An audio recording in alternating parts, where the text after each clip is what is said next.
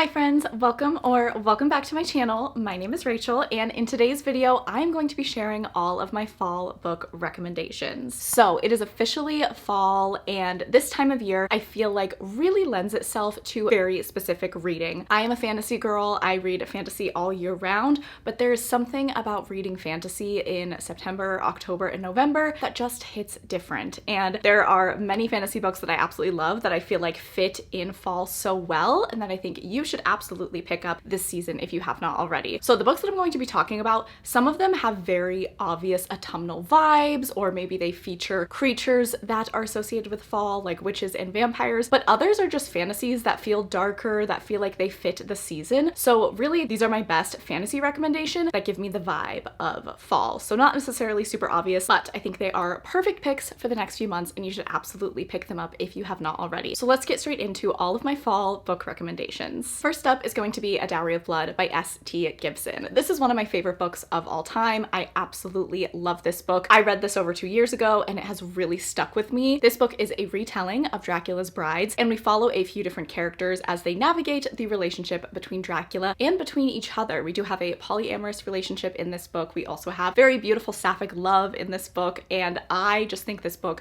is so beautifully written. It tackles some very tough topics, so definitely check the trigger warnings before you go into it. But if you just want dark vampiric vibes, lots of romance, and incredibly lyrical writing, you will absolutely love this book. My next fall book recommendation is One Dark Window by Rachel Gillig. This book is quintessential fall fantasy. It is a gothic fantasy. We have an amazing romance subplot, and the overall atmosphere and vibe of this book is very cozy, very spooky. I absolutely love it. In this book, we are following Elspeth, and she lives in a town that has been cursed by dark magic. Elspeth herself also is dealing with some type of dark entity that is trapped inside of her. She reluctantly teams up with a captain of the guard-like figure as the two of them try to resolve the dark curse that has taken over their town, and they fall in love, and there's just a really interesting magic system. They go on this quest through the forest. It's a very, very rich world and a really wonderful story. There is a second book, Two Twisted Crowns, which completes the duology. I haven't read it yet. I'm absolutely doing that this fall, but this is a great book to pick up for fall if you have not read it. My next recommendation is a duology that I have completed, and that is Six of Crows and Crooked Kingdom by Leigh Bardugo. Six of Crows is definitely up there for my favorite YA fantasy book of all time. The characters in this book are incredible. The found family, I feel like, is the blueprint for so many other found families, and the story is so wonderful. Why I think this is a really good recommendation for fall is because the setting of this book, Ketterdam, which is the city that these characters live in, it is very dark and dreary and bleak, and I think that lends itself so well to this time of year. Following all of our different characters through their journeys, through their backstories, and how they all come together to create this ragtag team to pull off a heist is so well done and so addicting. All of these characters are really special, and the adventures that they go on are really emotional. This book in particular, Crooked Kingdom, is a crime, honestly. Absolutely ruined my life and then put me back together. Six of Crows is my favorite between the two of them, but I think this is such a solid duology and a perfect duology to read this fall. My next fall book recommendation is Warbreaker by Brandon Sanderson. I read 3 books by Brandon Sanderson so far, and this one is absolutely my favorite. We are following 4 different POVs. We are following 2 sisters who are princesses, a god king, and then a lesser god who has made a very grave mistake. As we follow these characters, all of their stories converge in such an exciting and brilliant way, and there's even a little bit of romance in this book. So far, I think this is like the most romantic Brandon Sanderson book I have ever read. Don't expect like amazing fanro vibes, but there is definitely a really sweet relationship in this book and such amazing characters. If you have not picked up a Brandon Sanderson book, I definitely think that you should start with Warbreaker. I was so intimidated to get into his books, and now that I've read a few, I realize how accessible his writing is.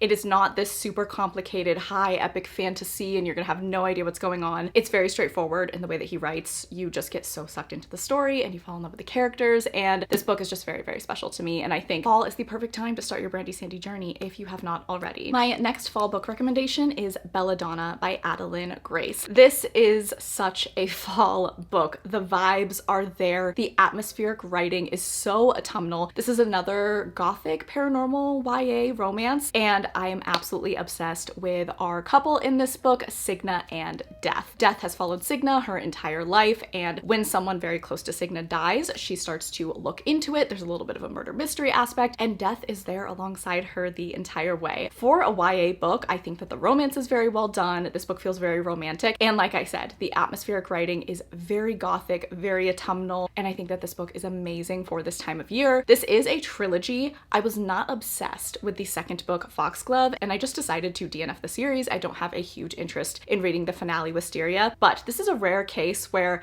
I still recommend reading the first book. I don't think that we have such a devastating cliffhanger that you're gonna have to pick up book 2. So if you just wanna read this book to get into the mood for fall, I 100% recommend it. I really love this book. It's one of my all-time favorite YA fantasies. All right, now let's get into all of my favorite fantasy romances that I think are perfect for this time of year. Truly, I think fantasy romance can be read any time of year, 365 days, but there's something about reading a slightly darker fantasy romance in the fall that just hits and is so cozy. So let's get into a few of my recommendations that I think are perfect for fall. First up is going to be one of my favorite books of the entire year, if not my favorite book that I have read this year, When the Moon Hatched by Sarah A. Parker. This is the perfect book for fall or winter, which is when I read it. I read it in February, and the dark, dark weather, the cold, the dreariness of it all really aided in creating a really amazing ambiance while I read this book. The reason why I think that this is a great fantasy to read during fall in particular is kind of similar to what I said about Six of Crows. The setting that we start out in this book actually reminds me of Ketterdam or Rifthold in Throne of Glass. It is a very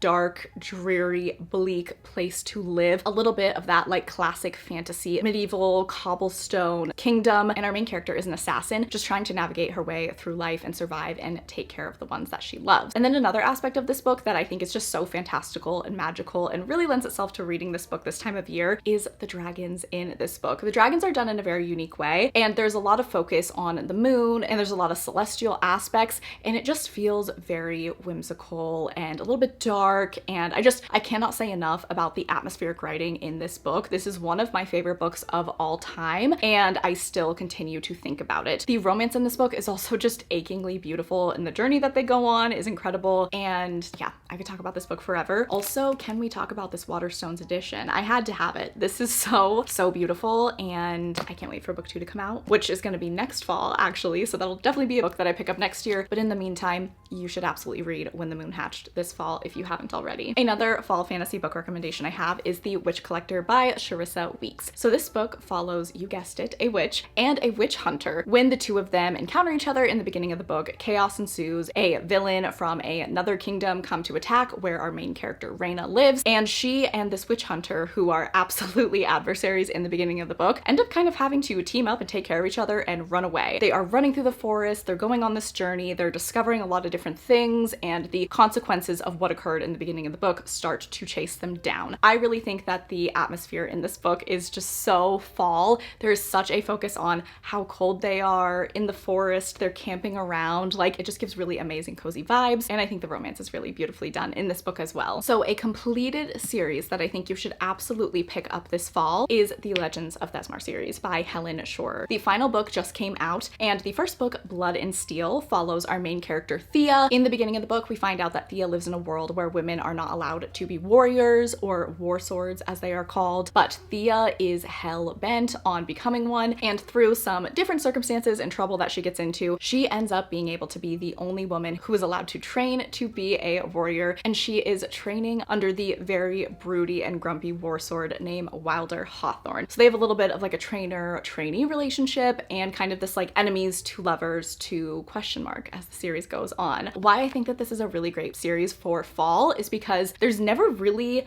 a whole lot of like happiness and light and joy in this series. First of all, our villain, the big bad in this series, are like shadow demons and shadow wraiths. And then our characters are constantly just being knocked down. And I don't know, there's just some fantasy series that do have a lightness to them that do feel a little brighter, a little happier. Things are bleak all the time. Where they live is very dark and drab and dreary. I just think that this is a great series to read at this time of year. It's got a really great balance of being pretty spicy, but also having a genuinely interesting plot and really fun characters. Also, the side characters in the series are incredible. Cal and Kip, they're everything to me. I love them, and they provide some much needed comic relief in an overall dark world and bleak plotline that our characters are going through. My next fall book recommendation is Reign of Shadow and Endings by Melissa K. Rorick, of course, I had to include this. This is one of the best books that I've read this year. This is definitely one of my all-time favorite dark fantasy romances. This is a book that I definitely think you should check the trigger warnings for. This is a darker romance. Not only is the world and the situations that our characters are in a bit dark, but the romance does have some darker elements as well. In this world, we have legacy and we have fae, and fae were created by the gods specifically to be a source for legacy. Our main character Tessa has absolutely no interest in being a source, and she never thinks that she's going to be selected to be one because her powers are nothing really to look twice at. But she ends up being selected to be a source for the most like notorious dark evil legacy in all of the kingdoms. She's very unhappy about this, so watching her and Theon, our legacy, struggle to find solid ground in their relationship and navigate their feelings for one another, all the while there is kind of a more sinister plot happening in the background, and the world gets really big, and there's a lot of things that you don't realize are going on until you finish book one and you're like, oh my god, this is so much bigger than we thought. It's just such an epic story, and the characters are so amazing, and the overall dark vibe of this book is just so good and absolutely one of my favorites. My next fall book recommendation is going to be The Serpent and the Wings of Night by Carissa Broadbent. Of course, because there are vampires in this book. We have our main character Aurea. She's a human girl, but she was raised by vampires, and she ends up competing in a set of vampiric trials where the winner gets one wish from this like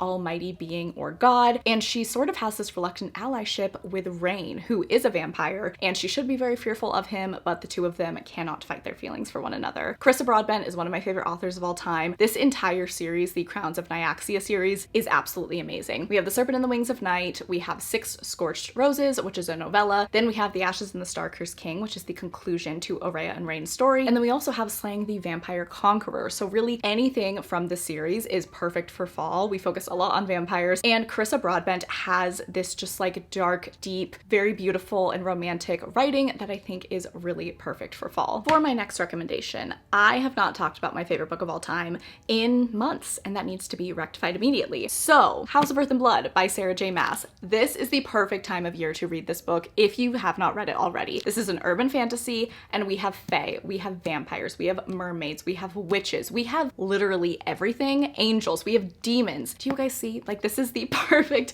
time of year to pick this book up because of all of those just amazing creatures that crop up so frequently in autumnal books. There's also a murder mystery in this book, and just the overall city vibe that our characters live in I think is perfect for this time of year. I literally love this book. I think it is absolute perfection, and I just want everyone to read it. So I definitely think you should pick this book up if you have not already, and now is the perfect time of year because you're going to get your fill of all of those different creatures and a really amazing plotline as well. All right, and then my final fall book recommendation is Fourth Wing by Rebecca Yarros. Now, if you are watching this video, if you've come across my channel, I would imagine you've heard of Fourth Wing before because this is one of the most popular fantasy romances out right now. But if you have not picked this book up, let me be the first to tell you, you absolutely should. And fall is a great time to pick this up because we do have an academy setting. Academy settings are also perfect for fall. Any book that has that academy setting, I think, is just great for picking up in September when school starts, and the academy setting in Fourth Wing is super fun. Our main character Violet has been preparing her entire life to be a scribe at the Basgiath Academy, but her mother ends up forcing her at the last minute to become a dragon rider. This is very intimidating for her. She has no idea how she's going to do because she has not prepared for it like so many other people have, and she has also attracted the attention of one of the wing leaders named Xaden Ryerson. He takes a very special interest in her. It's kind of got that like trainer-trainee trope as well, similar to Blood and Steel. Actually, if you've read Fourth Wing, by the way, you should read Blood and Steel because they're very similar. That also has an academy setting, but I think that Fourth Wing just has this very special, fun, addictive writing style, and the inclusion of dragons in this book is so well done. I feel like there's a lot of fantasy books that try to include dragons, but they just don't quite hit the mark. The dragons in this book are fantastic. It's one of the best elements of Fourth Wing in my opinion, and the romance is really fun. All right, besties, so those are all of my fall book recommendations for you. I hope that I have added a million books to your TBR. Please leave your fall book recommendations for me. I definitely want to focus on reading fantasies that just feel a little more fall, give that autumnal vibe over the next few months and vlog them. So if you have any recommendations for me, please leave those down below. And if you made it to this point in the video and you wanted to let me know, go ahead and leave the ghost emoji. Please make sure that you're following me on Instagram and Goodreads. They will always be linked down below. I really appreciate that you watched this video. I hope that you're having a fantastic day. I love you all so much, and I will catch you guys in the next one.